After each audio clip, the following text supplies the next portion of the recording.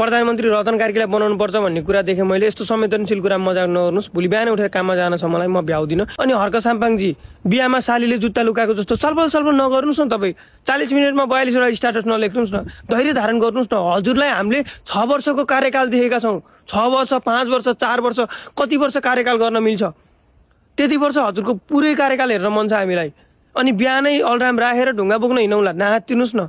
बालेन दाई हात्तिनु भएको छैन, हर्क दाई किन हात्तिनु भएको यसरी भन्नुहोस् त।